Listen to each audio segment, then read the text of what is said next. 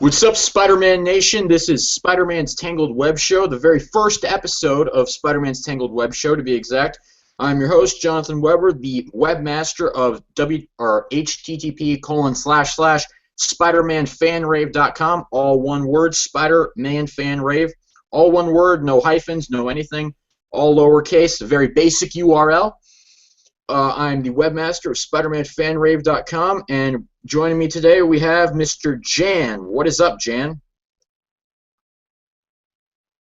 Not much. Had a pretty lax week. I had a lot of snow days, so ready to do some podcasting. Yes, in case anyone is not aware or does not live in the U.S., it's been very cold here the past couple of days, and by very cold I mean I walked outside and it was legitimately -2 degrees out with wind chill of legitimately -17. And I really wish I was making those numbers up, but I am not. I'm really, really sad about it, and it's kind of depressing. But also, I do live in Northeast Ohio, right by Lake Erie, so it's not all that surprising. In fact, I should be prepared for those things on basically a daily basis. But given the fact that we can also reach 100-degree temperatures here, I'm rambling, so I'm going to stop right now. All right, before we get too deep into what we're going to do with the show, I think we should introduce ourselves a little bit. First of all, I am Jonathan Weber, as I've said, webmaster of SpidermanFanRave.com. What is SpidermanFanRave.com? Well, first of all, it's the site that we're associated with because I'm the host and I'm the webmaster of that site, so I link the two things together just so I can keep my brain sane and not really all that discombobulated. And when I say all that discombobulated, I mean more than it already is. I really don't even know my lefts from my rights. There we go. Yes, I realized that that was right and that was left. I'm fully aware of that, at least from my point of view. Now, let me point this out. What are we doing this show for? Well, basically, we just want to do this show basically because we love Spider-Man, we love talking about Spider-Man, and we got to talking and we thought, hey, why not do a web show about it? I don't think there are really any Google Plus Hangout web show thingamabobbers on YouTube right now that are going on. So we thought maybe it'd be a bit of a unique experience. That's not a Spider-Man thing, though. Oh, you meant Spider-Man. You're cutting out a little bit for me, so I didn't hear you so good. Yeah, well, I think that there really aren't many Spider-Man Google Plus Hangouts going on, so we thought, hey, what the heck, we'd do this and just make sure that we could spread our opinions on Spider-Man, and we just bring a unique experience to the table. Will you be able to hear us anywhere else? We are planning at this point to kind of rip the audio from these shows out after they go up on YouTube, after they go up as technical official YouTube videos. We'll rip the audio out of those and probably put them up on iTunes under Spider-Man's Tangled Web Show. That's probably what the title will be. I'm not sure when the episodes will come out in relation to when these episodes are aired live. We're not quite sure on how that's going to work yet. I'm still trying to find a hosting feed to do that with because I don't have a lot of money, so I'm going to have to find somewhere that I can host for a relatively decent price. If anyone knows one, let me know. And I need like some decent storage amounts because I really don't want to have to use like a bunch of different feeds. But yeah, so that's basically what we're doing right now. What is this show going to be about? Basically everything and anything Spider-Man, whatever tickles our fancy in this particular episode. Right now we do have a tentative schedule that we're working out. We've got a schedule of approximately 2 episodes a month. We don't want to do it weekly, mainly because I don't have that kind of time. Most of our panelists don't have that kind of time. Because, and something a little tidbit I'll drop in here right now, this is not our full panel tonight. We actually have 2 more people who are going to be joining us. One of them was actually supposed to join us tonight, but he had a really bad internet problem, and it's fine. That stuff happens. Life happens. Sometimes we can't control what happens to us most of the time. While it's depressing, it's true. So now it's time. Basically, we got 2 episodes a month, and we hope to release on a fairly consistent bi-weekly schedule. But sometimes things may get in the way of it, so we don't really know. But things may get in the way. But we're going to try to keep to a fairly consistent bi-weekly schedule. So I think that's enough introduction or exposition into what the show is going to be about. I've told you a little bit about myself. So Jan, why don't you introduce yourself a little bit? Talk about your experiences with Spider-Man a little bit. Okay. Well, I'm a really big Spider-Man fan. I kind of was introduced to the character through, I think, as a lot of people of kind of our generation, you and me, um, through the Sam Raimi movies, the first three, really. And I remember, it was my cousin showed me the movies for the first time, and it was kind of like from the get-go. I think I became a huge fan, and then um, I don't know. As I got older, I started watching some of the other. I watched bits and pieces of the '90s show, and I've seen all was spectacular, and it just became something that I'm really a huge fan of. And now, um, maybe 4 years ago, I started reading the comics, and then now Spider-Man is the biggest collection of comics I have. So he's not only my favorite comic book character, but also my favorite character in general. So All right, for me, I've been a Spider-Man fan since I was about 6 or 7 years old. It was really towards my 7th birthday that I really discovered the character. I discovered him through, actually, sort of through the original Sam Raimi Spider-Man trilogy. I sort of discovered him through that in an indirect way. It was actually the Spider-Man 2 video game by Activision. I think it was Activision. And that game, by the way, that game kicks butt in basically every single way imaginable. yeah, it really is. It's amazing.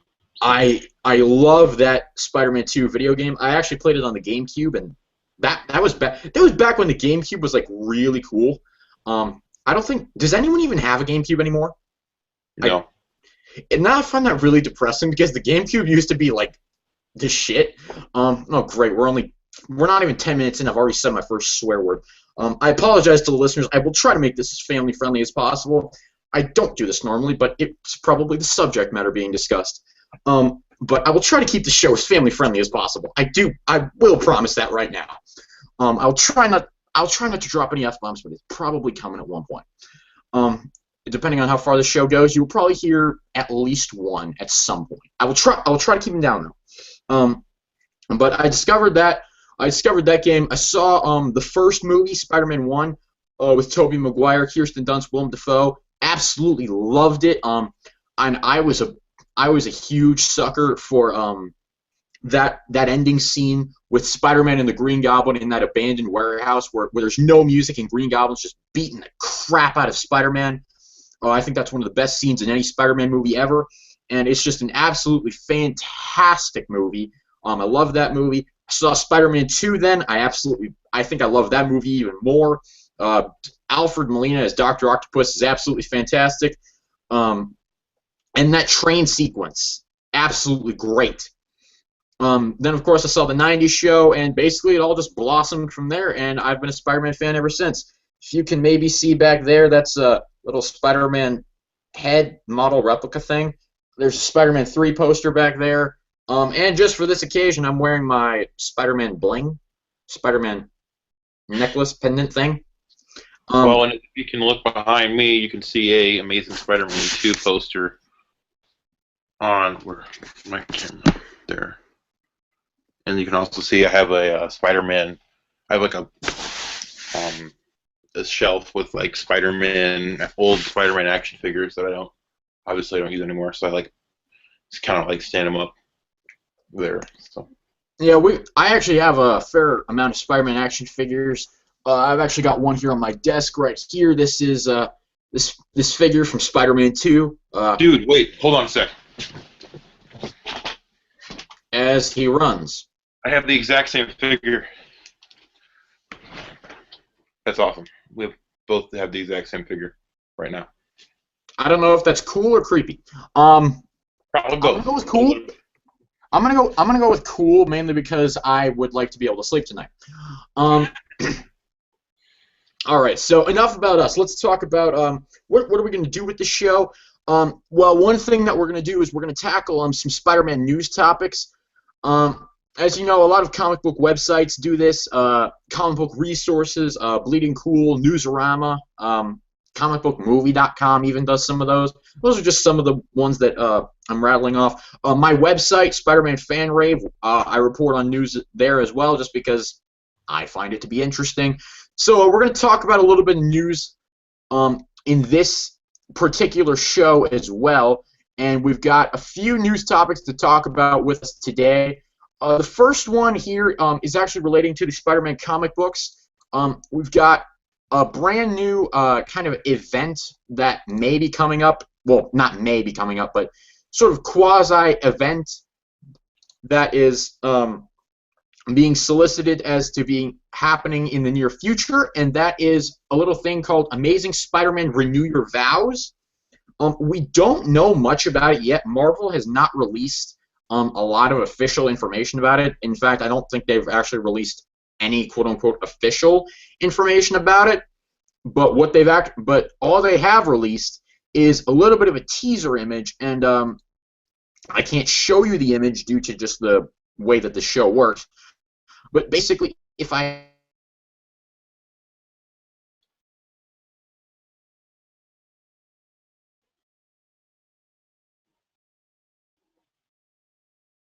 shoulders, behind them is a Spider-Man mask in the shape of a heart. The Amazing Spider-Man Renew Your Vows as the title, and it's a very kind of generic teaser. It was released actually about 2.5 months ago at the end of October. It features art by Adam Kubert, I think. I believe that's the artist's name. I'm not sure if I'm getting that last name right, but it's sort of I hesitate to call it a reboot or a relaunch, but it's going to tie into Marvel's upcoming Secret Wars event, which is going to start in the summer of this year. And so there's a lot of fan theories going on about Renew Your Vows. There are a lot of different things that may or may not happen with this. A little bit of background information on Renew Your Vows. If anyone is unaware, Peter Parker and Mary Jane Watson were married back in 1987 in Amazing Spider-Man Annual number 21. And almost exactly 20 years later, they kind of sold their marriage away in probably the most infamous Spider-Man story of all time, entitled One More Day. Took place over three different titles, over 4 different issues. And it was a very controversial storyline, mainly because of just some things that went down in that story. Gosh damn it.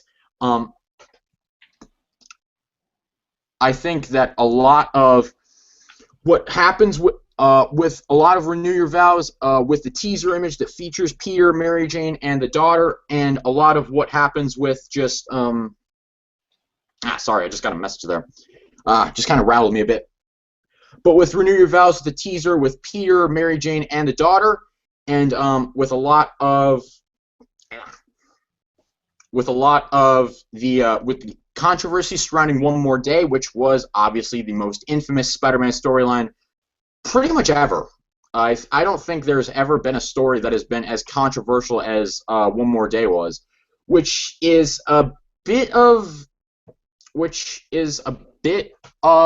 a big deal, mainly because of the fact that it did split up Peter and Mary Jane. So it was just a very controversial storyline, mainly because of the deal with the devil in that story, and a lot of fans thought, okay, that's not very Spider-Man-esque for them to do that, so it's definitely a very big deal, a very controversial storyline. And so this new Renew Your Vows story is actually one that fans have their eye on. We're wondering, okay, is this going to be the reversal of that? Are Peter and Mary Jane going to actually are they going to get back with each other, or are they going to remarry? It's a very hot button topic right now, so I want to get some thoughts on it. So, Jan, what are your theories going into this Renew Your Vows event that's going to be starting this summer? I have none. I call this the vague Marvel teaser, and Marvel. I think it's funny that like every major storyline, Marvel gives out the most like vague teaser of all time. So it's hard to get excited or come up with really many theories because the teasers are so vague. Like, remember when the teaser for Goblin Nation last year was just like in purple letters, the end.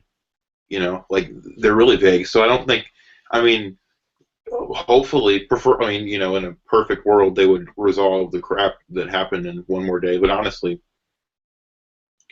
I'm kind of in a position where I just like I want to forget that that story ever happened. And I think you said that story was controversial, and I'd say the better term for it would be infamous because I don't think anyone likes that story except for Joe Quesada. Um, I think that story is almost universally despised by everyone because it was just a horrible piece of crap. So, you know, honestly, hopefully they resolve it or something. I don't know. I don't really have many thoughts on it. So. I think with the Renew Your Vows teaser, I think with the Peter Parker Mary Jane Watson marriage, I think it's a very you're right. It is a very infamous story. It's a very hot button topic. Was I a fan of the story? Absolutely not. I did not enjoy this story really at all. If I were to give it a letter grade, it would definitely be an F. I did not enjoy the story. I thought it was easily the worst Spider-Man story ever told. Was I angry about the story? Uh, to be honest, I don't want to play the moral superior card or anything. I just don't really get angry about comic books, really. I don't really get angry about stuff that happens in comic books. I can get frustrated. I mean, I think the word to describe how I felt was frustrated a bit. Not really angry. I mean, the death threats to Joe Quesada, absolutely deplorable, contemptible. No excuse for that. All the guy did was write a bad comic. There's no excuse for that. No matter what. There's no excuse for that in any way. But definitely not. Definitely not over just one more day. Absolutely deplorable behavior from a lot of people. But I don't think for a second that the story was good. I don't think that at all. I think that it has caused a bit of a problem, especially with the current era of Spider-Man. We all know it led into Brand New Day, which was not the best era of Spider-Man by any means. Big Time afterwards picked up quite a bit of steam, in my opinion. Superior Spider-Man after the infamous Amazing Spider-Man 700. Superior Spider-Man, a decent run, some pretty glaring issues, but a decent run in and of itself. Now we're back into Amazing Spider-Man Volume 3, which has been a very, very mixed bag, in my opinion. And as we lead into this Renew Your Vows teaser, it has a lot to do with, I think, with the characterization of Peter Parker and Mary Jane, because I don't think Mary Jane's really been portrayed correctly in years now, and Peter Parker has not really been done justice in years. So I think that a lot of it is going to be. I don't think that this story will be the reversal of One More Day, because I really don't think this story will be the reversal of One More Day. And I say that because of the fact that Marvel has stood by the decision to go ahead with One More Day and Brand New Day. They've stood by that so much, and they've put so much effort into it. I really don't see them throwing it away. So I kind of don't think that this will be. I don't think that this will be a reversal of One More Day, but I think what ultimately will happen is that the story will be addressed.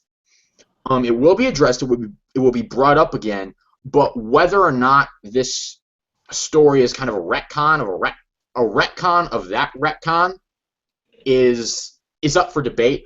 I'm betting against it right now. I mean, if I'm welcome to be proven wrong, but I almost kind of think that at this point we're almost too far gone from One More Day to really be able to retcon it and in a successful way, because I think that a lot of the reason why I don't think that One More Day can be retconned is because of the fact that it was 7.5 years ago, and so much has happened since that it's really been just. It would create more problems than it would solve, I think. With everything that's happened, with all that's been established in this altered timeline, and with everything that's gone down and everything that these characters have been through, I really feel like it would kind of create more problems than it would solve, and I'm not up for that. I'd rather it just solve this problem, I'd rather it just solve the problem, other than actually just create more problems. And I feel like if we retconned and did away with One More Day, I feel like it would create more problems. So I think what would need to happen is they would need to get married in this new altered timeline and see what had happened in the previous timeline, get married in this new altered timeline, and that way maybe it can solve more problems than it creates. Because I don't think there's voice was cracked there. I don't think there's any way you can solve all of the problems without creating a few, but I think that there is a way to create a majority where you do solve more problems than you create. I do think that there is a way to do that, and that's what I would like to see happen. Yeah, I think well, I think a lot of, I don't know, hmm, my I guess opinion of the marriage is probably going to make some people maybe angry. But I think here's the thing. The marriage is like, in my opinion, it's not a deciding factor. Like, I like Spider-Man because I like Spider-Man. I like Peter Parker. Whether or not he's married isn't really what, I don't care if he's married. I just want good stories. And I think even though One More Day is a terrible story and it's absolutely the worst Spider-Man story ever written, I don't even think there's a contest. I still think that a lot of at least what I personally have read of the Brand New Day era isn't terrible. Like, there's actually, like, I don't think the quality necessarily improved from where it had been before One More Day, but I don't think it decreased either. I think it was still very much the same level of quality. The lack of consistency that has been a problem with the Spider-Man books since the late 90s is that there are some stories that knock it out of the park and are great, and then there's some that are terrible. And I think Brand New Day was the same as any other era. There were some horrible stories. There were some great stories. I think we both agree that Grim Hunt is a piece of crap, right? That was a bad story. But The Gauntlet was a good story. Like, the whole lead up to Grim Hunt was a good story, and Amazing Spider-Man 600 was a good story. And I thought, even though you don't agree with me, I enjoyed New Ways to Die. So I think for me, the Brand New Day era, like, if you don't, I don't know, like, for me, the marriage isn't, as long as the stories are good, then I think I'm okay if they just never mention One More Day again. I don't really need it to be resolved, because I don't really, the marriage is not a deciding factor at all for me. It's, I just don't really care whether or not he's married. I just want good stories. To be honest, I'm not really someone who cares very deeply about the marriage. I mean, I love Mary Jane as a character. Mary Jane is the absolute best love interest for Spider-Man, and I love those two together, and I love seeing them when they're married. Whether or not Spider-Man is married is not really the problem for me. What the problem for me with One More Day was just the absolute horrible characterization, the horrible writing, and I really don't think that Peter Parker has been characterized very well ever since, ever since probably around Sin's Past, probably. I don't think he's been characterized all that well, and so I think that it's been a big problem with the Spider-Man books ever since then.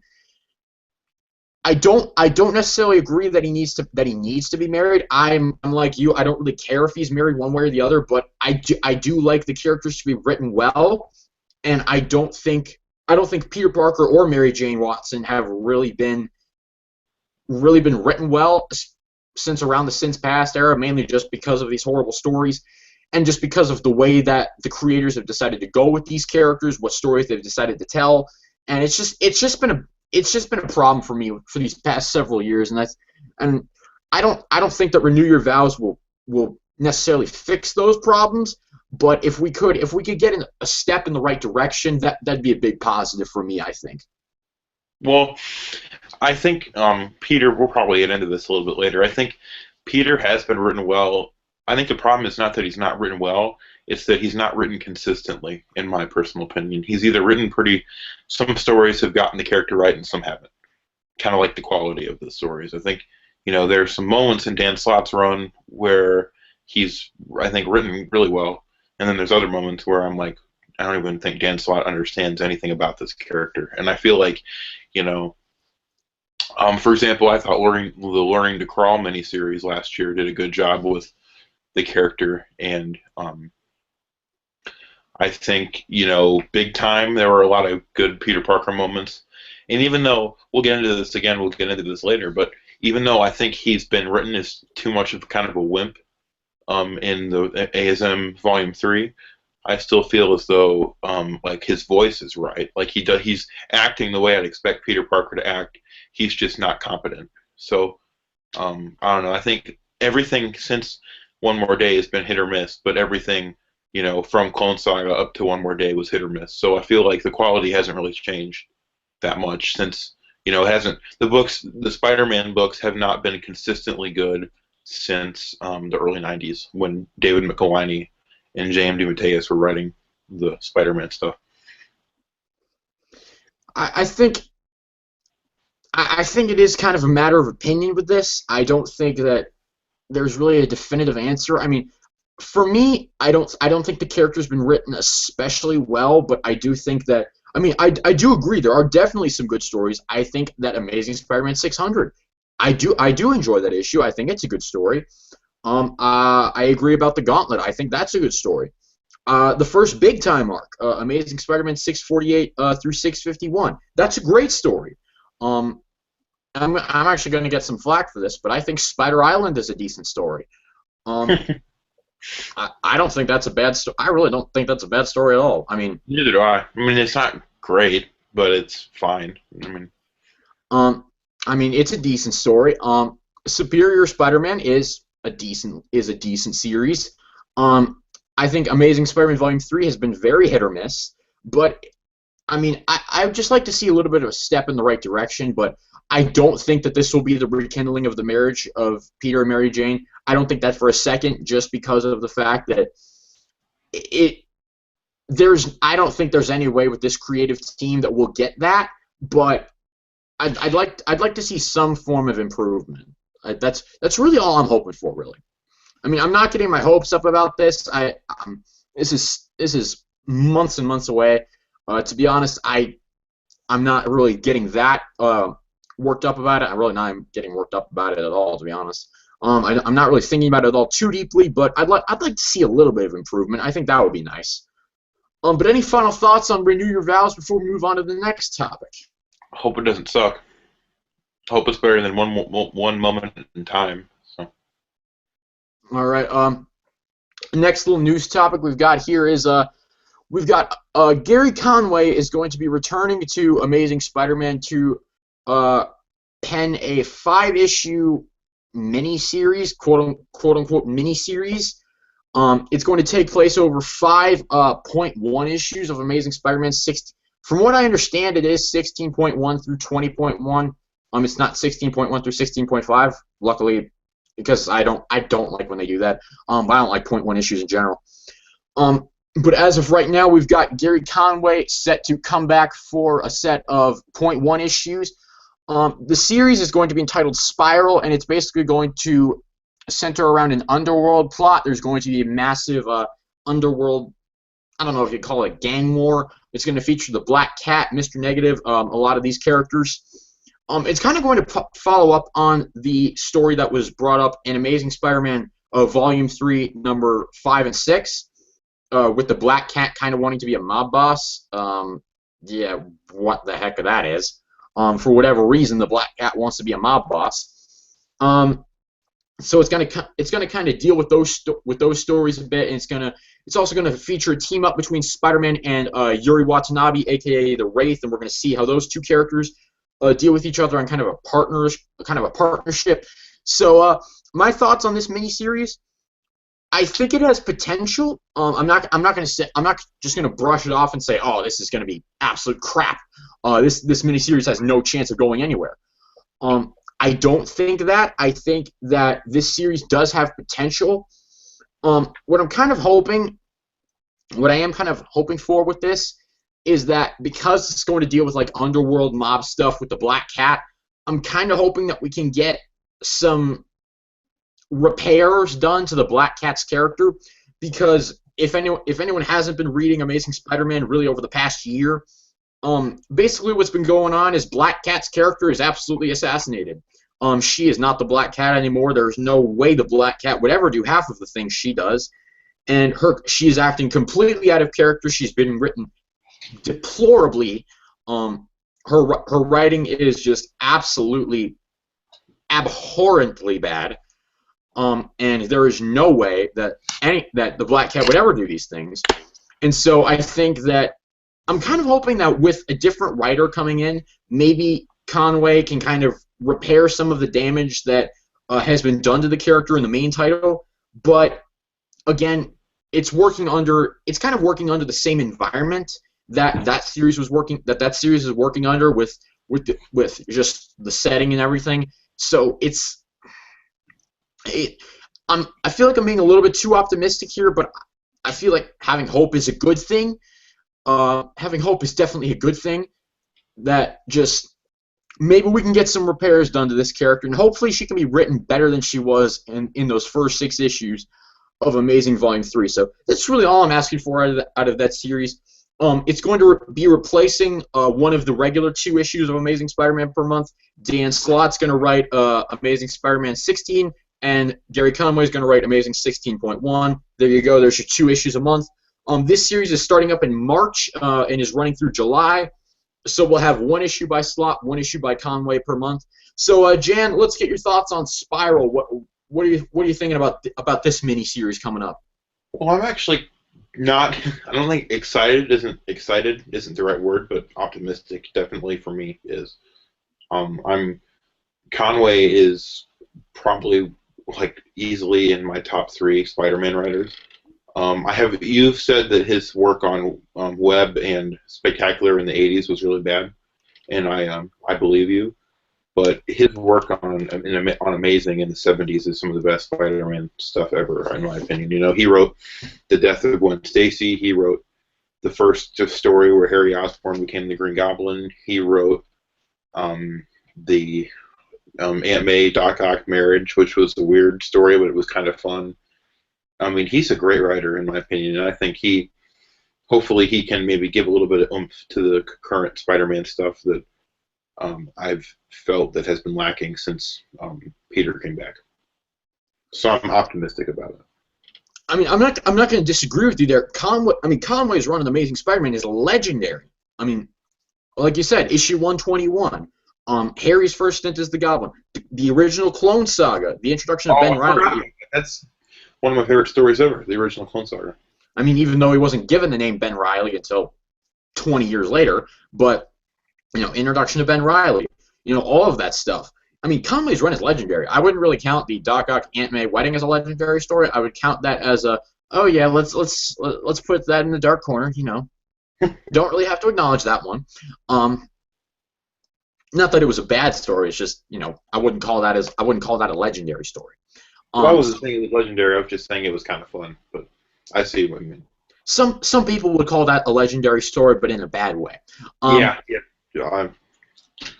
But I don't think Conway's Amazing run was bad at all. His 80s work has a few problems. We'll call it a few problems in his 80s work, but definitely I think Conway does definitely have some good writing chops in him, or at least he had at one point, and we'll see if he still does. I mean, I am fairly optimistic about this miniseries. I'm like I said, I'm hoping it can bring some repair to the Black Cat's character, and just hopefully it can deal with a plot line that I have not been digging at all. So, any final thoughts on this Spiral miniseries? There's not really much to talk about here. No, I mean, you know, hopefully Conway can write a good story. That's all I want. So. I think that's really what anyone wants. It's just a good story. Yeah. I think that's why we read comics. We read comics for good stories. But last little bit of Spider news that came out this week. Well, actually, this came out this week. These other news stories are actually kind of old, but we figured that they'd be worth talking about because they factor into upcoming events in the comics. This next story actually figures into some Spider-Man toy news, which I think is actually kind of cool. Because I mean, I'm not a really big action figure collector, but I do find the concept of action figures. I think action figures are a good idea. So we got some new images of Spider-Man Marvel Legends. that are coming out. I'll just run down. We got Mayday Parker Spider-Girl figure. We got an Ultimate Spider-Woman figure. We got Spider-Man 2099. We have Anti-Venom, and we have a classic Spider-Man figure. And for whatever reason, Daredevil is also thrown in there. But the cool thing about these figures is that we also, with each figure, you get a little kind of component or part to build. If you were to get the whole wave of these figures, you get all of the parts to build your own Phil Urich Hobgoblin figure, which I think is pretty cool. And I think I'll just give my thoughts on these figures right now. I think a lot of these figures look really good. I think that Anti-Venom especially looks really good. Anti-Venom, not the best character ever, but I think that figure looks really good. I think the Mayday Parker figure looks pretty good. The 2099 figure, solid enough. I really don't think I'm going to buy all 6 of these figures just to build the Phil Urich Hobgoblin one, because these figures are priced at, what, $14, $15? Maybe that might be too cheap. So I think that it's probably going to cost me a damn lot of money to get all of those figures and build the Hobgoblin. So I'm probably not going to get all those figures. In fact, I probably won't get any of them just because I'm a broke student.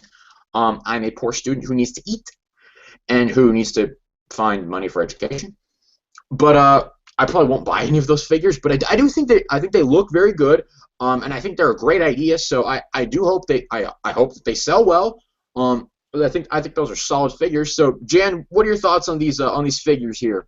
Well, I don't really collect action figures either. I think I understand the hobby, and I think the idea is cool, but I never.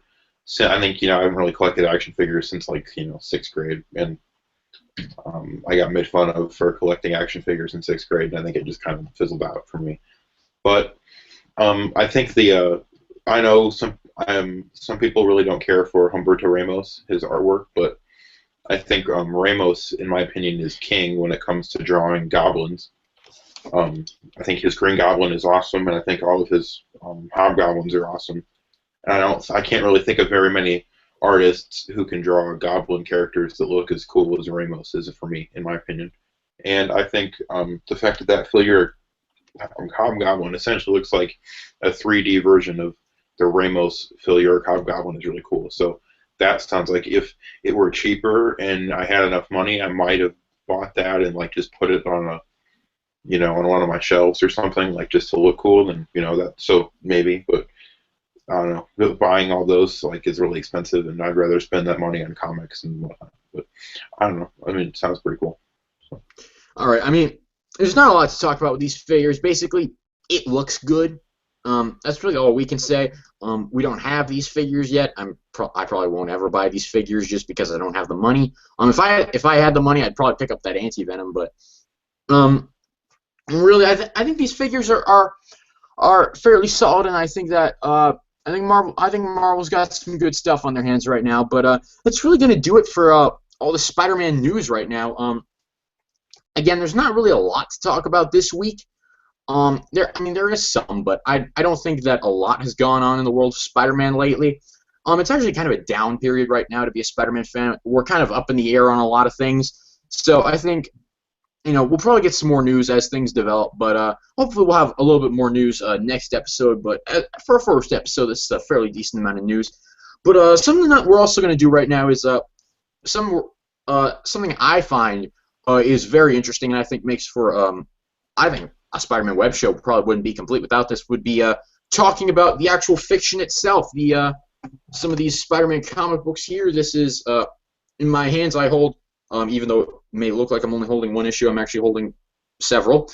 In my hands, I hold the first 4 issues of the Spider-Verse storyline. Wow, I'm really bad at holding things up to cameras. I hold the first 4 issues of the Spider-Verse storyline. Amazing Spider-Man Volume 3, Number 9, which is Part 1, and it goes all the way through Number 12, which is Part 4. We got 2 more parts after this, plus an epilogue in Number 15. So this storyline's not going away anytime soon. But right now we're gonna spend a little time talking about these issues. I'm gonna try to get a decent discussion going of these, give a little review, give our thoughts, and basically we'll see how these issues are going. We'll see how they rate, and we'll just see how it goes from here. All right, so we'll start off. Amazing Spider-Man Volume 3, Number 9, written by Dan Slott and art by Oliver Coipel. Or is it Olivier? I don't know. He's got his credit on the cover, and it says it's Olivier. I'm not sure. Oliver Olivier. I apologize, sir, if you're watching this or listening to this, if I'm butchering your name. I do not intend to do that. I am just kind of dumb. All right, basic summary of this issue. If I had to sum this issue up in about a paragraph, basically Morlun and his inheritors and his inheritor family are out to kill all of the spiders, all of the quote-unquote spider people, which is basically all the people with spider powers, across the multiverse, the Spider multiverse or the Marvel multiverse or whatever. So they're going out and they're feasting on spiders. We get a nice opening scene of, well, not really a nice opening scene, but of a spider from Earth 449 being devoured by Morlun. He's a spider moon man because he's on the moon. Yeah, clever name there. Meanwhile, Peter Parker and Cindy Moon, a.k.a. Spider-Man and Silk, are trying to discuss their relationship mainly because of the fact that whenever those two are together, they kind of have some, shall we say, primal instincts to jump each other. Start doing it like this. Yeah. Two teenagers on prom night. Except they're about way that. I think.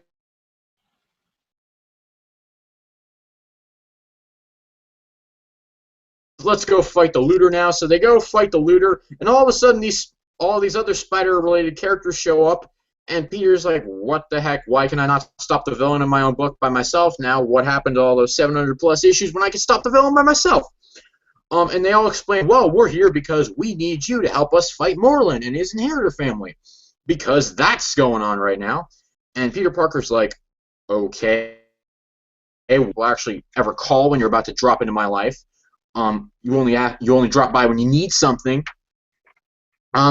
So they say, basically, come with me, and Peter says, okay. We cut to a scene of Kane getting his ass kicked by, who is this? I think this is Deimos, I'm not sure. But that's actually pretty awesome. That was actually kind of a cool scene. You get a couple of intercut scenes of other spider people taking on the inheritors, and basically just a scene cutting back to all of these spider characters, spider-related characters in Central Park of Earth 13, meeting and talking about how they have to stop the inheritors before they pick off every spider-related character in the multiverse. And the issue ends with Miles Morales and Ultimate Spider-Woman being attacked by Verna and her little hounds, which happen to be the Inheritors version of Silver Sable, Puma, and Kraven. That's the main story of this issue. It's pretty bare bones and basic. It's a lot of setup for the future of the story. But I'm just going to go ahead. We'll talk about some things that we found interesting in this issue. First of all, I want to get our general thoughts. So my general thoughts on this issue to start off, I thought this issue was a solid start to this storyline. I don't think that it's anything groundbreaking. I think that it's, like I said, it's a lot of setup. Not a lot really happens. Basically, some people drop by. Oh, Peter Parker, come with us. Okay, let's go somewhere. And then they go somewhere, and they do something, and they start talking, and that's about it. Not really much happens in this issue, but I just thought that for what it was a fairly entertaining read. And overall, it was the artwork, I think, we'll talk about the artwork a bit. The artwork is fantastic. It's a beautiful story to look at. And I think overall it was just a strong starting issue. So, Jan, why don't you give me your general thoughts on this Amazing Spider-Man number 9 here? I'm going to be the negative guy, which I'm not normally the negative guy. I'm normally one of the more positive people. John can probably attest to this. No idea. Nah, not a big fan of this issue at all. I thought it was really boring. I had no interest in what was happening. I don't like Silk. All the alternate Spider-Man are just red shirts that look like Spider-Man. They're not interesting characters or anything. They're just like, oh, look, it's a Spider-Man who's British or something. No, he's dead. You know, I mean, I don't know. This issue was, I was like bored reading this, and I was just like, I don't care about any of this. I want this book to be about Peter Parker, and I just don't understand this story at all. And I'll probably get into it more when I do my breakdown for the next issue. But this was not, I was not impressed at all. And I don't have anything personal against Dan Slott or the creators at Marvel. I know they're just trying their hardest to write the best stories that they can, and I just did not enjoy this, but I'm not personally attempting to attack anyone or insult them. I just did not like this story, and I don't really care for the whole Spider-Verse event. And it's almost like everything I don't like about mega comic book crossovers, like in one story. So I was not very happy with it. I think one positive that maybe both of us can agree on. I would hope that both of us would be able to agree on is the gorgeous artwork in this book. Olivier Coipel. I'm sorry if I'm butchering that name. I feel really bad right now. But I think the artwork in this issue is absolutely gorgeous. This is top-notch artwork. If this guy were to pencil Amazing Spider-Man for every issue, then I would be all for it. I would totally and absolutely be all for this issue, or all for this title just being penciled by this guy and his team, because the artwork in here is positively gorgeous. It pops right off the page at you, and it just, I'm not someone who's really qualified to talk about art that much because I can't draw a straight line with a straight edge, but I think that the artwork, I know what I like and I know what I don't like, and I like this artwork. I think this is a big, big positive. Yeah, I think the art is really good. There's a little bit of Ramos in there. There's a little bit of John Romita Sr. A little bit of Bagley. I think it's cool. I think it feels like Spider-Man, and it feels pretty quintessential Spider-Man. So hopefully, this artist Oliver Coipel or Coipel, again, like John, I don't want to butcher the guy's name, but I think he is a very talented artist, and I think hopefully he gets to pen, draw more Spider-Man in the future.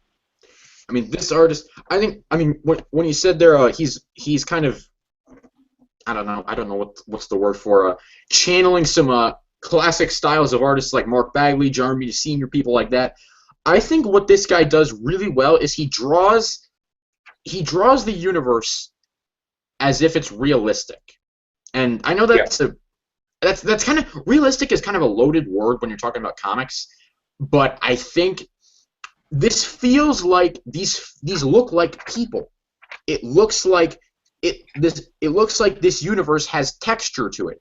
It looks like it has dimension. It looks like it's actual pictures, not just 2D cartoons. So I think for me that's the big positive that I have, is it looks realistic, I guess. I know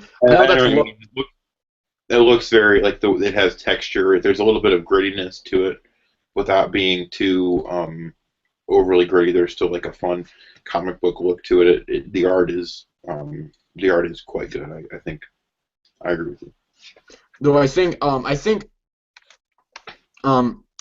another big positive I have with this issue is, even though nothing really happens, it's just, oh, look, I'm Spider-Man from the UK, or I'm Spider-Man from Earth 572. Even though it's really just people standing around talking, I felt like the banter in this issue between all these Spider-related characters is really, really fun, and I really, really enjoyed it. Especially when Peter Parker calls Spider UK Benedict Cumberbug. Can we please change that character's name to Benedict Cumberbug? That needs to be the official name. I'm going to say that right now. That I laughed way too hard at that. I'm going to admit it. I laughed way too hard at that because I thought that was awesome. Are you a Sherlock fan?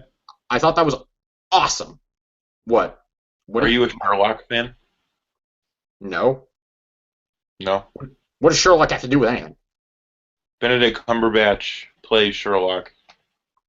Oh, well. Benedict Cumberbug is awesome. I'm just going to say that right now. That's awesome.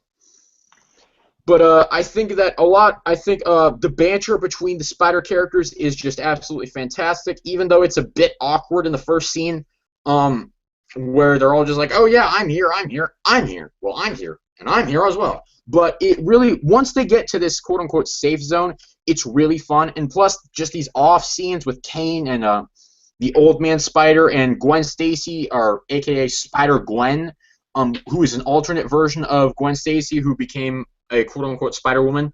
It's an alternate version of Gwen Stacy. It's not the mainstream Gwen Stacy.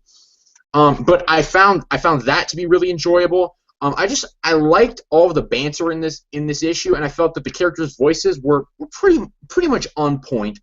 And I enjoyed that. A big missing in this issue for me, the Silk scene. I mean, since this is our first episode, this is really our first chance to talk about this character. I think we can get all our grievances with this character out on the table now. I don't like this character. I think that she is annoying beyond all reasonable argument, mainly because of the fact that I don't have so much of a problem with the social awkwardness or the social obliviousness thing, because I do understand that if a woman is locked up in a bunker for 10 years, or if anyone's locked up in a bunker for 10 years, excuse me, if someone's locked up in a bunker for 10 years, they're not going to have a damn clue how to talk to people because they're in isolation. When you're in isolation for that long of time, you just sort of lose your sense of social skills. Well, to be honest, I'm kind of wondering how she kept her sense of sanity, because kind of human interaction is something we need just psychologically to survive. But that part doesn't bother me as much as just the fact that she's just annoying, and just I'm not a fan of the constant, "Oh, Spider-Man, I must hump you now. Okay, let's have sex right here in this random part of the city that no one wants us to have sex in. Okay, let's waste everyone's time having sex, and let's have this really awkward conversation about how I really want to have sex with you now." Do you get the point? Yes, I do not like that plot, and I find it to be extremely annoying. And plus, I feel like we're not allowed to forget that, okay, whatever Spider-Man can do, Silk can do 10 times better. And I'm not a big fan of that idea. I think it's just a little bit too much. It's overdone. I think this character is a bit overdone, and it's made me gain a general distaste for the character, and I don't like that. And I just felt that in this scene she came off as bratty and annoying and just an overall unlikable character. And plus, this is a big nerd thing on my part, but when she called him Spider, that's the Black Cat's thing. Don't call him that. Come on. Stop trying to make this woman into the Black Cat. Let's not do that. The Black Cat used to be a fantastic character. Let's keep that with the Black Cat, please. I don't like this character, and I think Jan has a lot more to say on this character than I do, actually. Okay. Silk is a Mary Sue. And if those of you who don't know what a Mary Sue is, a Mary Sue is a character that we are not shown that they're awesome. Rather, we are told that they're awesome. So, see, I think the fact that she and Peter Parker want to have sex, not because they have a personal chemistry or because they're interested in each other as people, but rather because of the stupid, the Force, Luke, the giant web of life or whatever. I think it's an ironic metaphor for the way Dan Slott writes characters.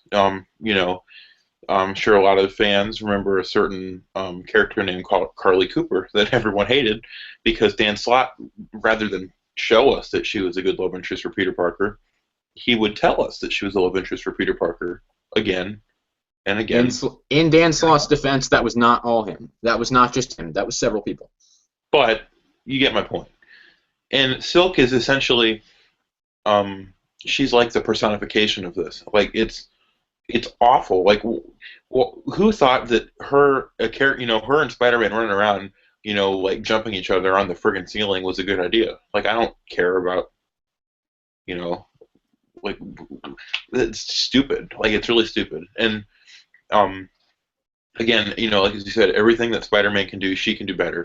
Now, this is kind of ironic that we're reviewing this storyline in this kind of era. We're talking about the modern era of Spider-Man, where Peter Parker has been progressively rendered, and his, like, badassery level has, like, declined.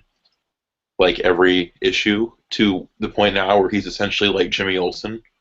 You know, like he's um I this week I just read the story Nothing Can Stop the Juggernaut, where Spider-Man is a badass that is able to stop the Juggernaut. That's a damn And good story. yeah, and Spider-Man was competent and a badass and solved the problem without having to call the Avengers or the Fantastic Four or the X-Men or Daredevil to help him solve it. And now Spider-Man has to call Thor frigging to get his cars or his key out of his car when he locks himself out of his car. Like Spider-Man is so non-badass right now, and all the things like he's. And I don't mean to like. Oh man, Spider-Man is so incompetent in his own book, and it bugs me that he can't beat Electro and Black Cat, you know, by himself. When in Amazing Spider-Man Annual #1, he took out the entire Sinister Six without anyone else helping him. Like, really? You know, Electro and the Black Cat, he can't defeat on his own. He has to have Silk help him. And it's like, it's just dumb. I don't know. I don't like the Silk character at all. I think she's not even annoying as much. And there were a few moments in like Amazing Spider-Man 1 through 6 where I kind of enjoyed, like when they were fighting crime together as a team. It was kind of fun. Like I can see maybe, like maybe where on paper the idea looked good to give Spider-Man a girlfriend who's also like a crime fighting partner, which we already saw with Black Cat. But I still think it's kind of an interesting idea, you know. And I don't know, like kind of, you know, Captain America has Falcon, so you know maybe Silk could have been like Spider-Man's Falcon, you know, sort of like a romantic version. But it's not. The execution is horrible. So, in my opinion, Silk is a failure as a character. And I rambled really long, and a lot of the stupid jokes and references I made probably made no sense. But that's just my thoughts on the character. All right. Any other points in this issue that you really want to discuss? I think I've gotten all my discussion points out of the way. A lot of my points are emphasized more in the subsequent issues, so I don't really have anything right now. All right, let's give this a letter grade. What do you give this? What do you give this issue? A D. I said on Skype earlier that I was going to give it an F, but I think an F it would imply something that offends me, and I don't know if this offends me as much. Like this, I think an F is for something like One More Day, or there's probably another terrible Spider-Man story that I can't remember right now, but. You know, an F is for something that's just offensive. And this wasn't offensive, this was just boring, and I just did not care, and I could not be more disinterested in Spider-Man. And the fact that I am disinterested in Spider-Man, I think, is a pretty, like, major thing, because Spider-Man's my favorite character. So, a D for me. I'll be honest, I'll refute that statement. When I stop reading the book, which will probably never happen, when I stop reading the book, that's when Marvel should know. Okay, we got a problem here. I have an illness when it comes to this book. If I don't buy this book, I will have physical health problems. But overall, I'm gonna give this issue a B. I think I'll give it a B. I don't think it was perfect by any means. I think the scene with Silk really did bring it down a bit. And I think just the lack of development, I think, brought it down a bit. But overall, it was a B. This issue really it doesn't have a lot to it, but it's a good issue. I think it's a fine issue. I think. All right, so moving on from number 9, we have Amazing Spider-Man Volume 3, number 10 here. Again, written by Dan Slott, Oliver by Olivier Coipel.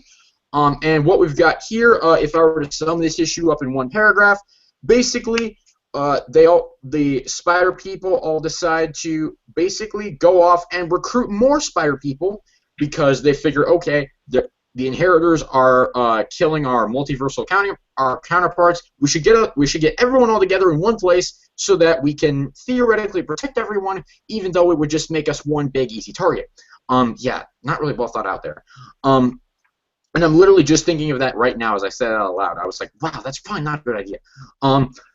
But they go to the future of the year 2099, where obviously Spider-Man 2099 is from. And they run into Otto Octavius, the Superior Spider-Man, also known as Doc Ock before Amazing Spider-Man 698. But they run into the Superior Spider-Man, and while they're there, they have a little bit of confrontation with him. Nothing violent or anything. But then all of a sudden, we have Deimos, who is the inheritor who attacked Kane in the last issue. He attacks all of the spider people. They pounce on him in masses, and ultimately they do manage to take him down. However, he gets back up, and it's revealed that whenever an inheritor dies, they just clone themselves a new body and go into that. So they're basically immortal. That's basically what they're trying to get at here. So basically, it splits the teams off. You get Ben Reilly, the alternate Ben Reilly, not the actual Ben Reilly. An alternate version of Ben Reilly. You get Kane, and you get Ultimate Jessica Drew, Spider-Woman, going off into another dimension. You get Silk, Spider-Woman, and Spider-Man Noir going off into another dimension, and then you get Spider-Man 2099 and some other people going off and doing their own thing. And basically, that is to establish nothing else than all of the Spider-Verse spin-off secondary titles: Scarlet Spiders, Spider-Woman, and Spider-Man 2099, which isn't actually a Spider-Verse spin-off title. That was actually that's having issues tie in because that was a series that was ongoing before this. And then they the rest of the spider people head back to the safe zone on Earth 13, where Otto and Peter have a little bit of a confrontation to end the issue. And that's basically the end of this issue. A bit more plot development here. I'm going to start off with my general thoughts on this issue. I love this book from start to finish. I really did. I thought this issue was absolutely fantastic. I loved basically everything about it. I have one minor quibble with it, and I'll just get it out of the way right now. Once again, it has to do with Silk. I was not a fan of the Silk. Silk walks around the group of spider people and finds which one is a good sexual partner. I was not a fan of her sniffing out the spiders to try to find someone she can hump. That's not Peter. So yeah, I was not a big fan of that. But overall, I thought this issue was absolutely fantastic. I really, really enjoyed this issue. Jan, what are your general thoughts on number 10 here? Okay, I'm gonna try not to be too negative about this thing because I don't like to be negative. I did not really care for this one either. It was just really boring. I have no investment in the story. I don't care about any of the characters. I just don't care about it. I literally would not even be reading this comic. I was planning on not even reading Spider-Verse at all and just skipping it and then starting reading the title again after it was over. But, to make sure the conversation flowed well, I decided I was going to read it for the podcast. But I don't care about this storyline. I don't care about the other Spider-Man. And here's the thing. One of my favorite Spider-Man stories is the first JMS story arc called Coming Home, and it was the first appearance of Moreland. And that story, the brilliance of the way the whole totem, the spider totem idea was used in not only in that story but in JMS's whole run, was that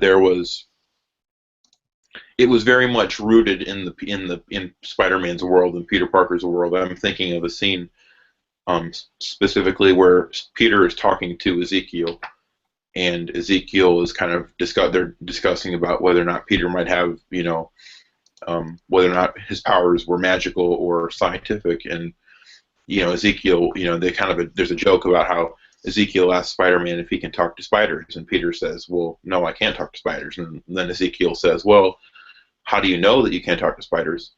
Have you ever tried?" And Peter's like, "Well, no, I've never tried to talk to spiders." And then Peter, talks to the spider and nothing happens, and it was really funny. And I think the reason it worked was because it felt like a Spider-Man story, and there was an ambiguity, that's a hard word to say, ambiguity to the whole idea of the spider totem. There was no definite answer on whether or not that was actually, whether or not Peter did get his powers from magic or whether it was science. It was just kind of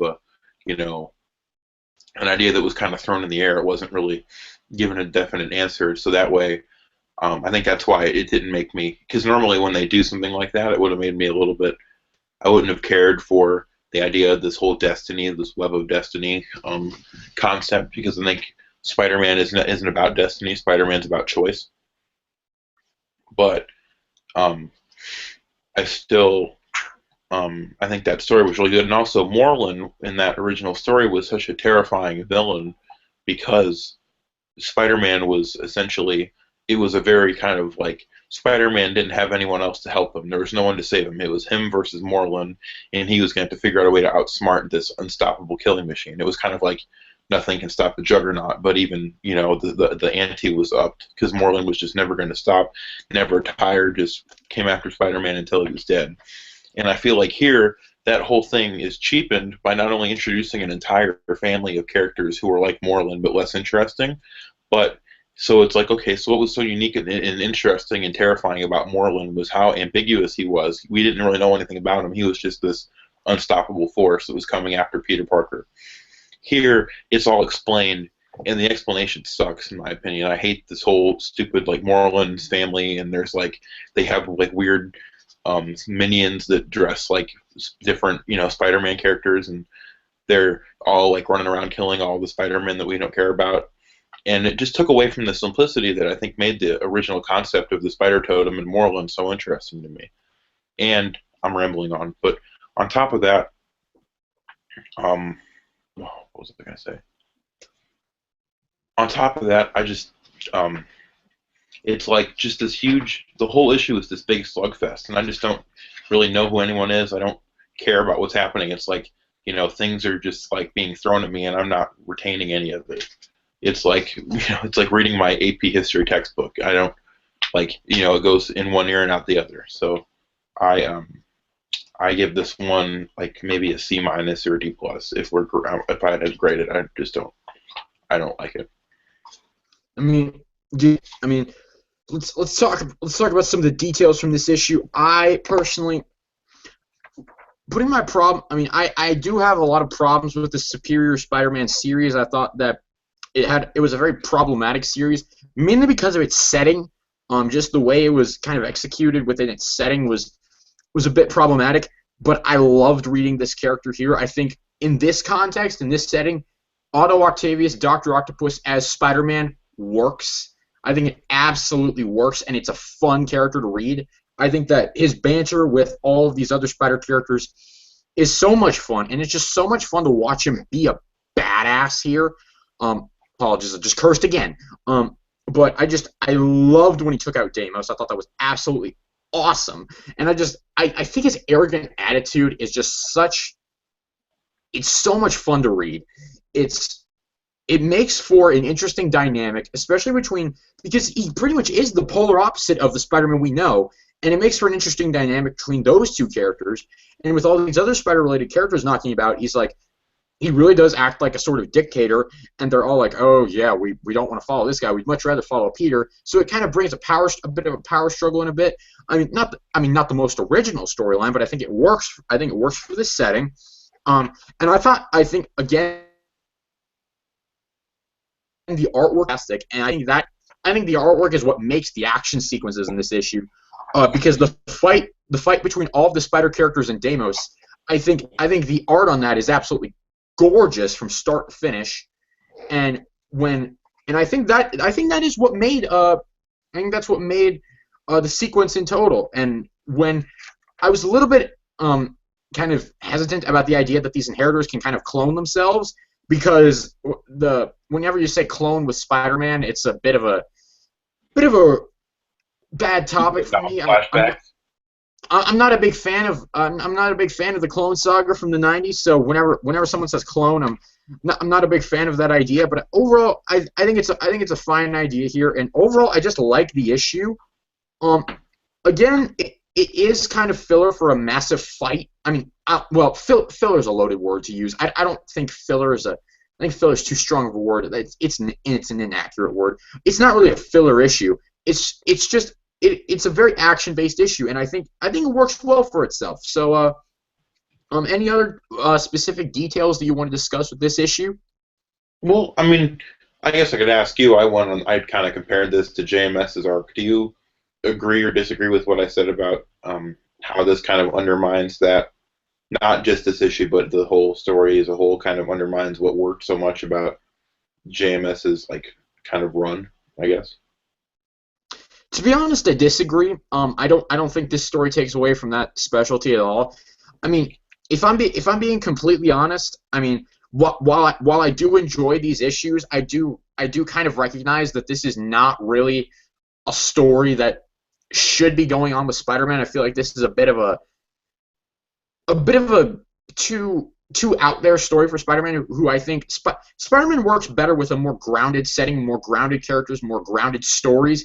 This story is not grounded at all, and I do think that's a problem. I mean, it's a problem I have with the JMS run.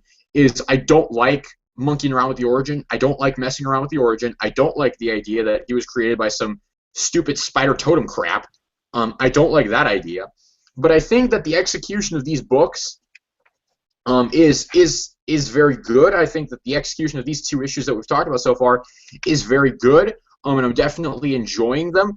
I'm not a big fan of the premise, but I think that if the story is executed well, it's okay. I'm not a big fan of the premise behind it. But it's an all right story, and I think I disagree with what you say about it undermines that story. I think it kind of builds on that story. That story kind of laid the foundation. This kind of builds on it a bit. And I don't think it really undermines that story because, I mean, I do like that story. I think it's a very good story. Again, I don't like the premise, but I think the story as execution, I think the story was executed very well. And I think that these two issues are executed very well, and that's why I give them a B. That's why I give the first one a B, and we'll see what I give the second one when we get around to grading it. But I think that these two issues are executed very well, as was that arc. And I don't really think it undermines them. I really don't. I think it actually kind of builds upon them. I think I'm not gonna say you're wrong because I think your opinion is valid and I understand what the point you're making.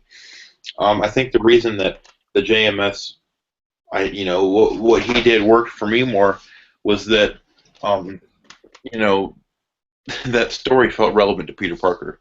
And Peter Parker is a non-entity in this story so far. He's like what is you have to ask yourself, well, why is this story important to Peter Parker? And it's this Spider-Verse, as far as I'm concerned, isn't. Peter Parker is essentially, he has maybe a paragraph of dialogue in every issue, and it's really just a giant slugfest with a whole bunch of different characters wearing the Spider-Man costume.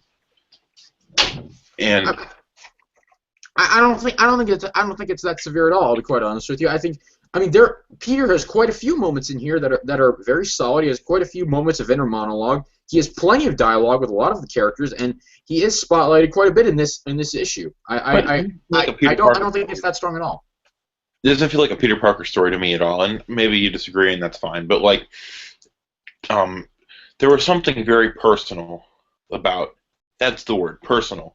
This is not a personal story at all. This is an impersonal story. I don't feel like there's anything that's going to profoundly change Peter Parker as a person. And maybe in reality there wasn't really anything that profoundly changed him in the original Coming Home story, but that story still felt like an event, and it felt like this huge challenge to Peter Parker as a person. And it was like this, and it was just, there was like a sense of accomplishment after it was over. Like, oh man, he won against Moreland. He defeated Moreland on his own. He used his brains, and he was able to stop this guy. And there was this sense of like, oh, good, it was a very satisfying story in my opinion. And I feel like Spider-Verse is just, none of it's resonating on a personal level for me. I don't care about any of the characters.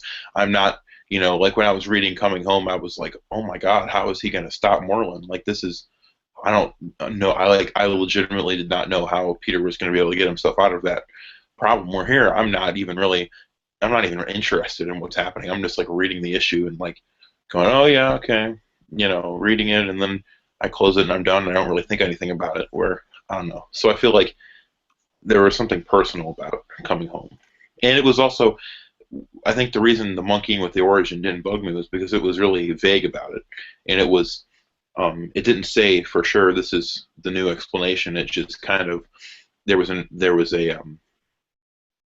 it it didn't make it didn't come down on either side. It just kind of said maybe, it could be that you were given powers by the spider god, or maybe you just got bitten by a radioactive spider. Like it was ambiguous, and this throws the ambiguity out of the equation and just says that it is magic, which I think is stupid. All right. So, any other thoughts on this particular issue? Why don't we give it a grade? I already gave my grade, so What was your grade?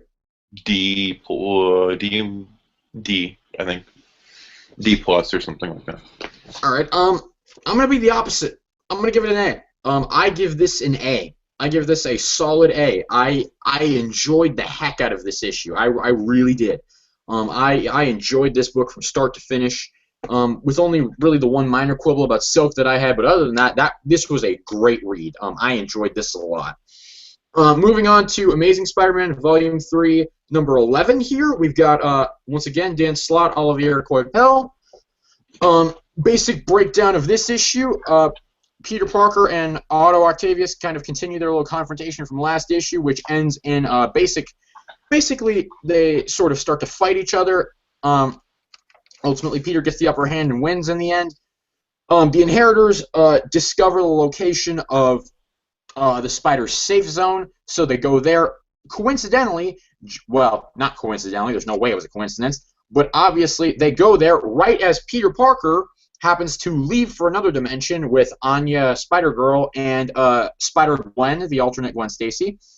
And as more Spider teams sort of start to split off, it's just left with a bunch of these random Spider people sort of left to confront Morlun, Genix, and the head inheritor Solus. So they fight him. The Captain Universe Spider-Man tries to take down Solus and fails. Solus basically devours him. And Morlun grabs Benji, Mayday Parker, Spider-Girl's little brother, and he declares that the Scion is ours. And that's basically the end of this issue. To be honest, this issue kind of lost it a bit for me. I think that this issue is where Spider-Verse is starting to go downhill a bit.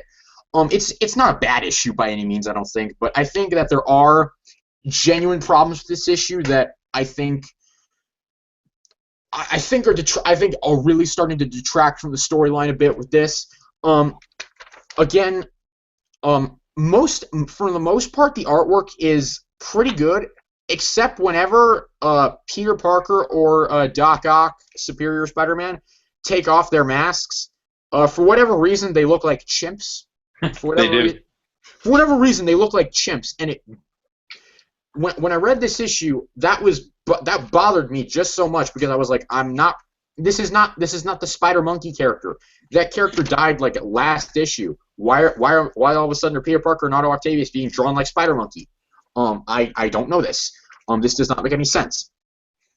But I mean, there are some plot issues in here that I'm gonna get into. But overall, I thought that this issue wasn't as good as the previous two. I'm gonna grade it lower than them. But overall, I mean, it's an inoffensive issue. It's okay, not anything great, but it's an all right issue. Let's get your general thoughts on this issue.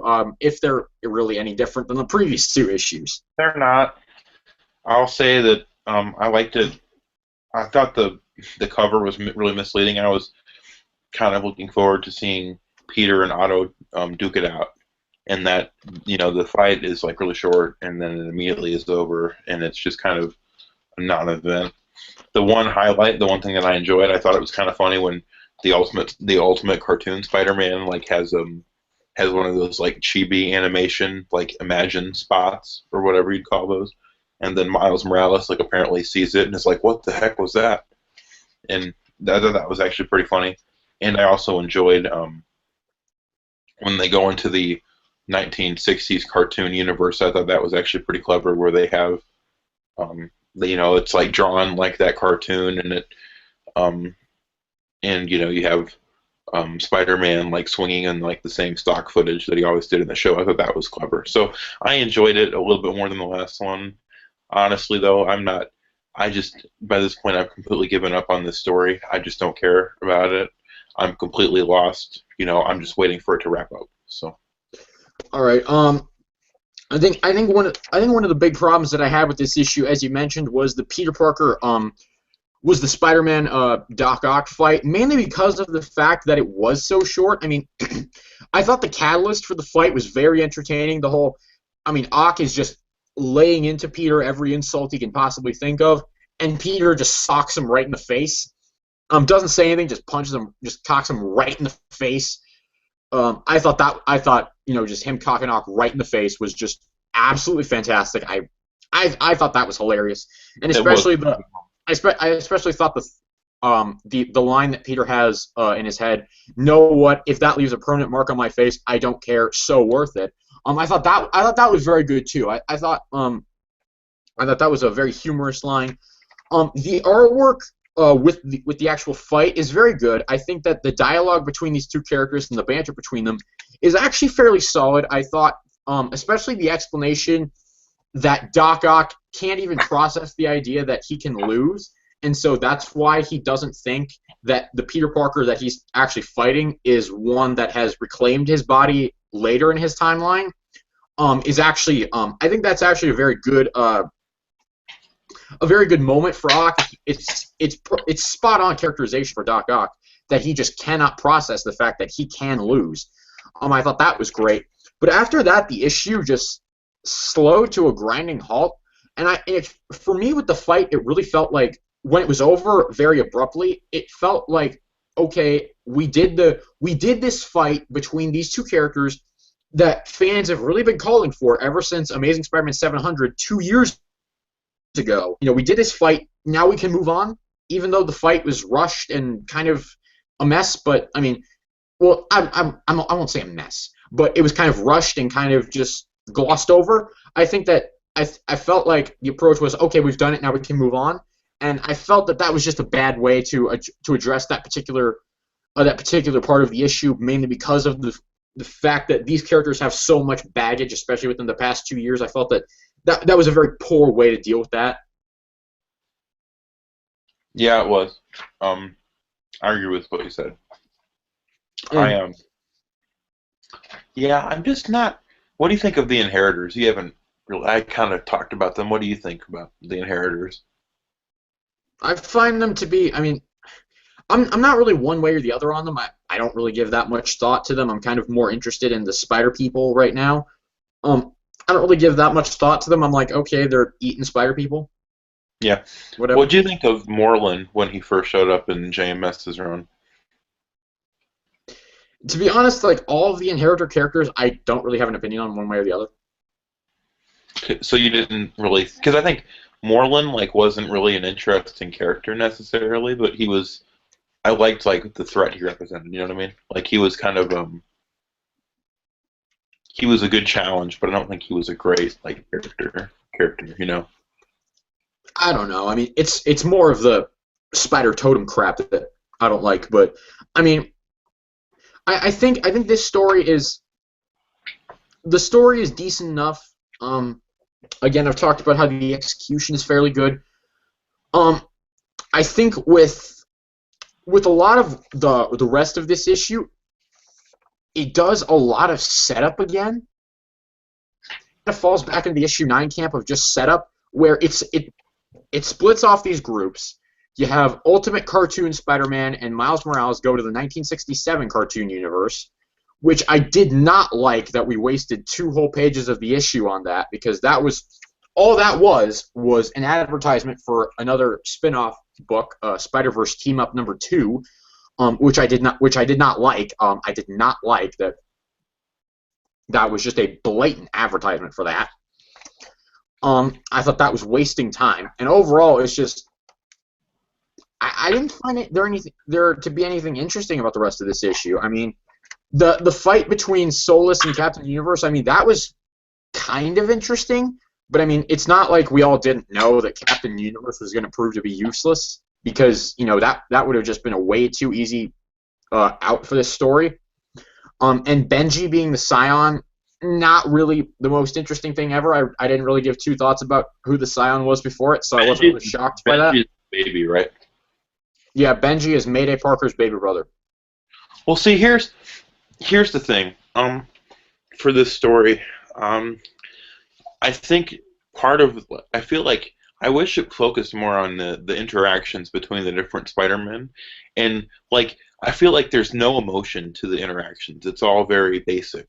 Where I mean, in reality, like what would Mayday Parker think of seeing her dad again? You know, But like it's not. But it's not her dad. but it if you lost a loved one and you saw them again, wouldn't you be extremely emotional about that? I mean, yes, but it's if not my her mom dad. if my mom or dad passed away and then I like saw, even if it wasn't actually them, I saw them again, I think I would get really emotional.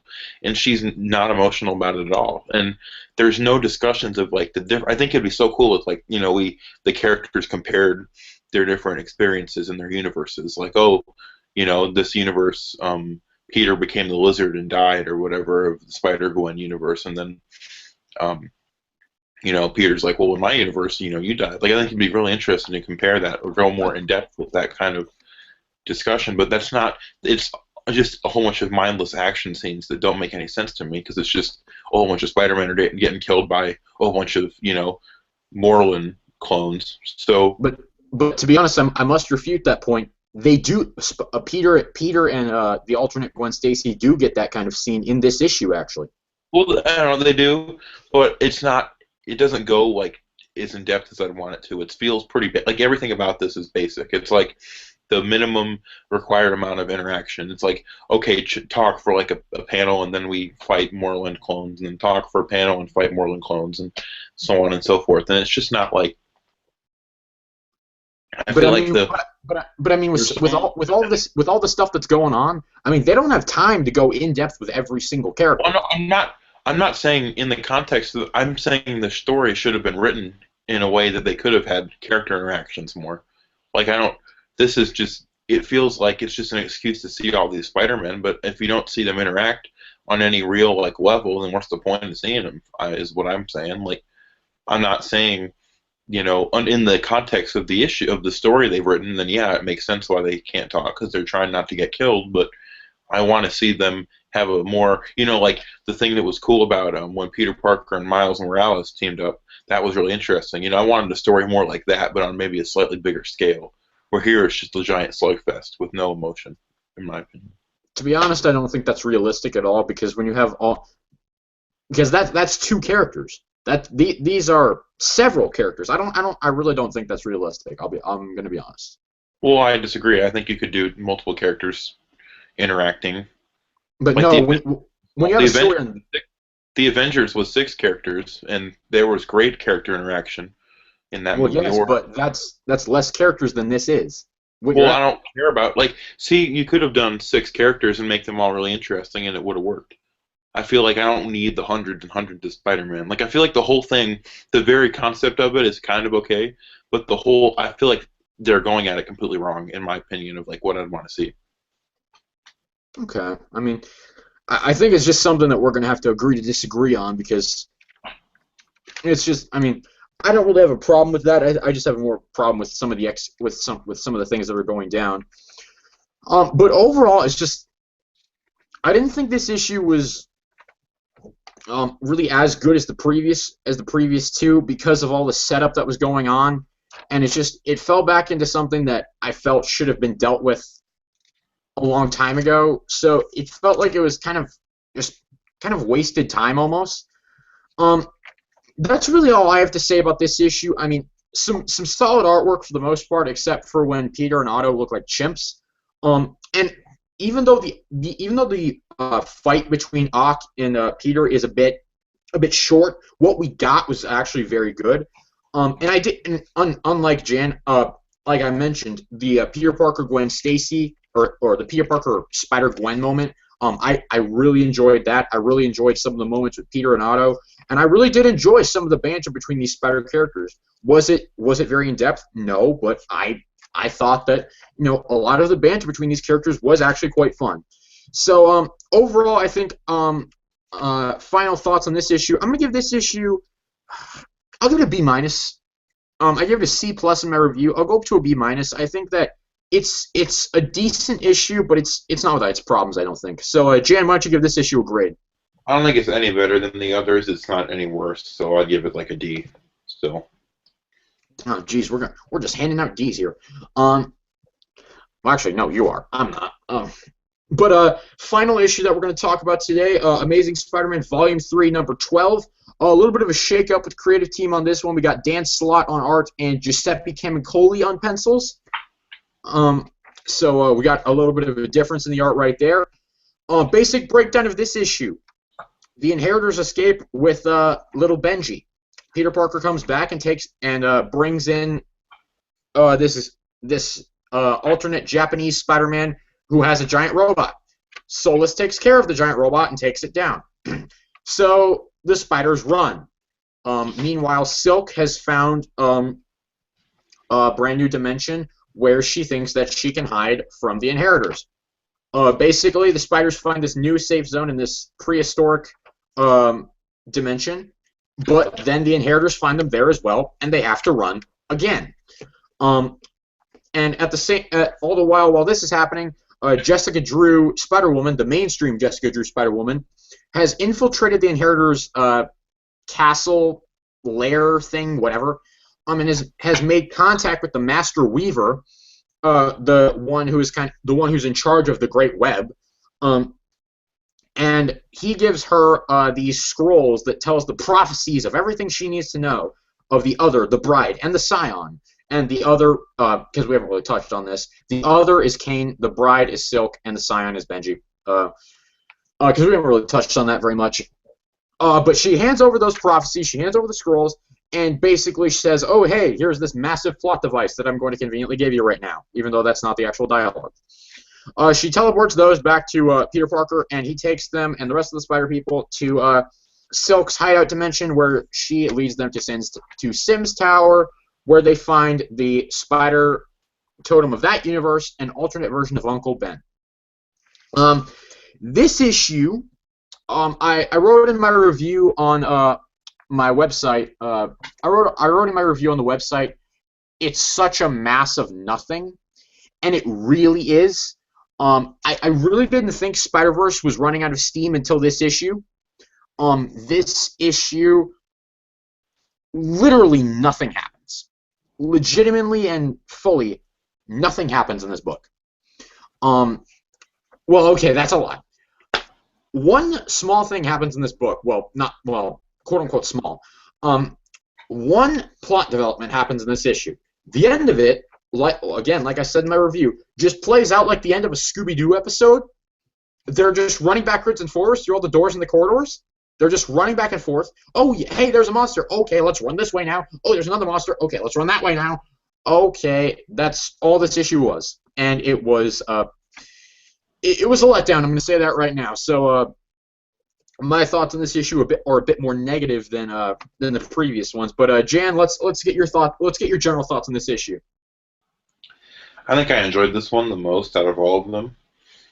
I didn't think it was great, but there were some moments that I thought were pretty memorable. That it wasn't just like me feeling like I wasted $4 and 20 minutes of my time after I was over. I actually came away thinking, oh, there were some decent things that happened. So I'd give this is like a C for me. I think I thought the whole thing with the Japanese Spider-Man was absolutely hilarious. Like, he just shows up out of nowhere and has like the power to turn into a humongous mecha, and it was so random that it just really that made me laugh when I was reading it. And I thought that was like really funny how the Peter, like the 616 Peter, I think it's 616 Peter's reaction to there being a Japanese, the mecha Spider-Man was just really really funny. And I thought the stuff with the Great Weaver was weird, but like the character design is pretty cool. So I mean, I don't really like it at all. Like, again, this isn't a Spider-Man story. Like this, I've just given up on this being a Spider-Man story because it's not. This is not a Spider-Man story. It doesn't have any resemblance to what would be a Spider-Man story. But there was still a few moments here or there that I thought were entertaining on some level. So I was less apathetic about this one. I thought it was entertaining enough, and I thought the Spider-Mobile cameo was pretty clever. as we move deeper into the plot of this issue, actually, before we get to the plot, we'll talk about the art. I think the art in this issue, um, it's not done by Coipel. It's done by Camuncoli, and I think that Camuncoli was the perfect person to kind of bring in for the art on this issue. He's also going to be doing the next issue, issue 13. And I thought that his style and just the inks and colors on this issue were just absolutely fantastic and a great little substitute for Coipel while he takes a little break from this story. And I thought it was just, I thought that bringing Camuncoli in as kind of the substitute for this issue and the next one, that I mean I haven't read the next issue yet because it's not out yet. But I think that the artwork on this issue overall is very strong, and I think that's been a big positive for me. I think throughout this entire arc is just very strong artwork, and it's definitely a benefit to this arc. And overall, it's if nothing else, this arc is fun to look at. I believe. But the big Coley is the best, the modern artist, and I think that the one plot development scene in this issue, I'm going to be honest, really was just the scene of Jessica Drew, Spider-Woman, with Jessica Drew, Spider-Woman inside the what was I saying? Why did I look at something and just randomly blank out? Sorry, I just completely lost my train of thought there. Okay, the one scene of plot development in this issue that was actually interesting was Jessica Drew inside the Inheritors Castle with the Inheritors and the Master Weaver. I just gotta say I'm not a fan of where this is going, like, at all, because what the Master Weaver establishes in this scene is, one, he's not happy that he's under the control of the Inheritors, and two, he can reweave any strands of the web that are broken, basically to his benefit. So basically, he's in control of everything here. So any problem that presents itself during this story, he can fix like that. And, ooh, does that scream Deus Ex Machina. It's just, wow. Just, wow. That is, oh, hey, let's give you the exact solution to every problem that you've had throughout these past issues. Let's give it to you right here, right now. Oh, boy, I do not like that. Oh, boy, this is a cop-out. Oh boy, this is not going to be good. Well, in the rules for that character are horribly, in my opinion, they're really horribly defined. Is he only have power over what happens to the different Spider characters, or is he God, essentially? Like, I feel like this whole Spider mythology, and I think, again, what JMS was really smart when writing that original story about being really vague and ambiguous about the mythology. So it was just kind of maybe this idea that maybe there was a greater purpose to Peter's abilities than we previously thought. But I think the point of that original story was that regardless of what the origin of his powers are, what makes Peter Parker is not his powers, it's his character. And I think because of that, the focus wasn't on the mythology, it was just on the characters. We're here, the focus is not on the characters, it's on the mythology. But they don't really put a lot of thought into making the mythology make sense. It's just a whole bunch of, like, I feel like it's the rules are poorly defined. I don't like the idea that this Master Weaver can fix everything, so it's not a good thing for me. The Uncle Ben thing at the end, don't care. Just it's supposed to be, oh wow, it's Uncle Ben. Wow, no one saw that coming, because every single person did. Literally, anyone with a brain saw that coming. I've been predicting that Uncle Ben was going to show up in this storyline since it started, so it really didn't shock me at all, because I think anyone with a brain could have figured that out. So that was not a shock at all, and really just nothing happens in this issue. It's just they get attacked by the Inheritors, they run to another dimension, they get attacked again, they run to another dimension, they get attacked again, they run to another dimension. Nothing happens in this book. I mean, I don't mean to be apathetic or negative, but it's such a mass of nothing. It's all it is. So I don't have anything else to say about this issue. Do you?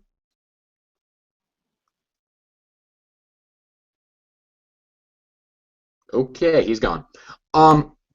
So I guess I'll just give this issue. If I had to grade this issue, I'm gonna give it a C. I wouldn't give it a. I don't think I would give it anything lower than that. But I'll give this issue. I'll give it probably a C.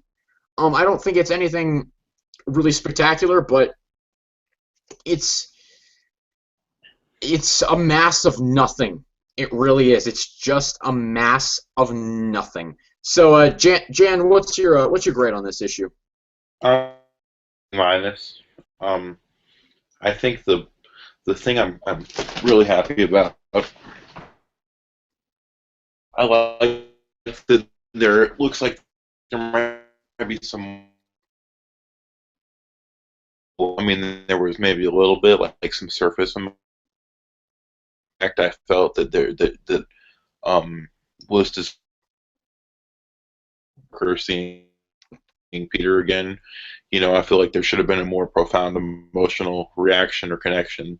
Same with Peter seeing Gwen. So I'm glad that there is at least going to be something. There's at least like a. Um, but I don't know. Like I feel like it's almost inconsistent because it's like, well, why didn't Peter react that way when he saw Gwen again?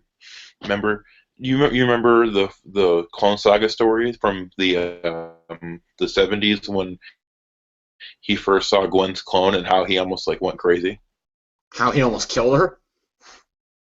like that great, yeah, like that was a great character moment, and I think um, that I feel like it's good that Slot maybe is finally recognizing that mistake in past issues. There wasn't. Maybe it's too little, too late. I mean, I'm gonna wait until I see how this plays out in the next issue before I make that. But it's for yeah, I'm still pretty apathetic, even though I found this one to be at least slightly more enjoyable than the All right, other so issues. all right, so you're cutting So out a little C bit. plus or C minus. All right, so C minus out of you. So that's really all we have to talk about with these issues. It's our little kind of Spider-Verse catch up here because we are starting in the middle of the Spider-Verse storyline. So we thought we'd get caught up with these issues, kind of get our little discussions of them out of the way. And that's really going to wrap up our first episode of Spider-Man's Tangled Web Show. It's not really the most original name ever, but it's something that one of our other panelists came up with, and we all liked. So you know what? Props to him. Um, Overall, we got some other cool stuff coming up with this show. We hope you enjoyed this first episode. Obviously, it was a trial run. We did actually kind of do a slight pilot episode. Uh, I'll probably find those videos and post them on this channel, and I probably won't post them on the iTunes account. So if you are listening to this on iTunes, you're probably gonna have to go to the YouTube channel for that. It's probably gonna be like a YouTube exclusive thing. That two-part pilot episode that we did. But this is our first episode. It's a bit of a long one, longer than I anticipated. But overall, I think we do have some more cool stuff coming your way. As we get the rest of our panel on here, one of the guys we want to send thoughts out to him. We want to send thoughts out to the guy who had a little bit of family emergency these past couple of weeks. And I say a little bit, actually, a big family emergency. So hopefully he's doing all right. One of our other guys actually had a massive internet problem, literally like just before the show. So he was supposed to be on here, but he couldn't be. So it was a bit of a mess. We're hoping that he'll be on the next episode. We're keeping our fingers crossed. But overall, we've got some cool stuff planned, and we're hoping to again, like we said, we're hoping to follow a consistent bi-weekly schedule. So at this point, our next episode will be 2 weeks from now. We're going to take a break next week.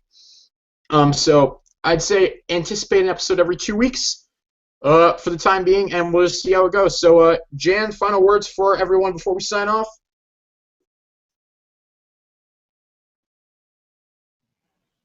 I guess he froze again. Okay.